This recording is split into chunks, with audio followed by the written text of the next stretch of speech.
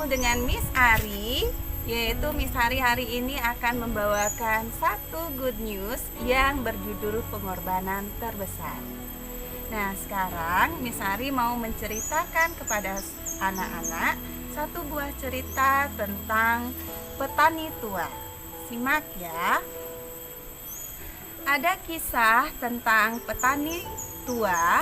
Petani ini berada di sebuah wilayah yang jauh dari pusat keramaian. Dia itu tinggal di sebuah perbukitan. Nah, petani tua ini baru saja selesai memanen padinya. Nah, padi tersebut disimpan di sebuah lumbung. Nah, petani ini tinggal bersama satu orang cucunya. Cucunya tersebutlah yang sering membantu dia dalam mengerjakan pekerjaan di sawah yang dia garap. Nah, singkat cerita, terjadilah sebuah gempa. Ya, gempa itu sangat dahsyat. Nah, karena rumah petani tua ini berada di sebuah perbukitan, sehingga dia merasa hal itu hal yang wajar terjadi. Tapi di satu sisi petani tua ini memiliki firasat bahwa akan terjadi bencana besar. Tak sengaja dia menoleh ke arah laut, tiba-tiba nampak gelombang tinggi. Ya, ternyata terjadi tsunami setelah gempa itu berlalu. Kemudian petani itu tanpa memikirkan berpikir panjang lagi, kemudian dia meneriakkan kepada cucunya, "Ambil obornya," kata petani itu. Nah, ini kek, kata cucunya kepada petani tersebut.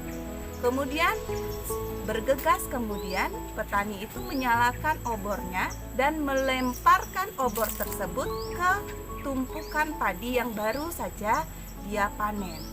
Seketika padi itu terbakar oleh api yang menyala di obor tersebut. Nah, seketika itu juga masyarakat yang tinggal di bawah perbukitan itu melihat ke atas ke rumah petani itu.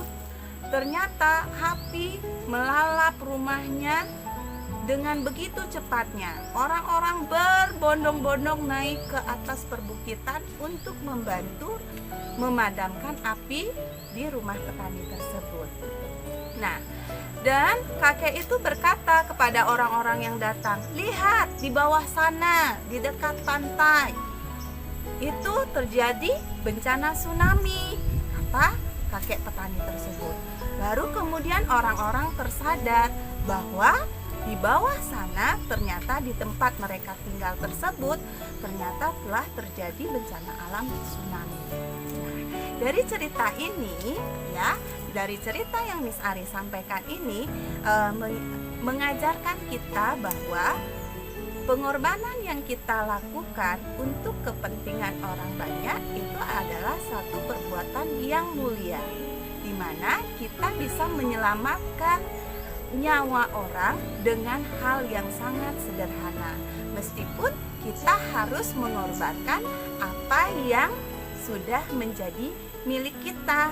Contohnya Pak petani itu tadi, meskipun dia harus membakar padi yang baru saja dia panen, yang mungkin bisa menghidupinya dan cucunya itu bisa makan dari hasil panennya itu berbulan-bulan, tapi dia korbankan untuk menolong nyawa orang banyak.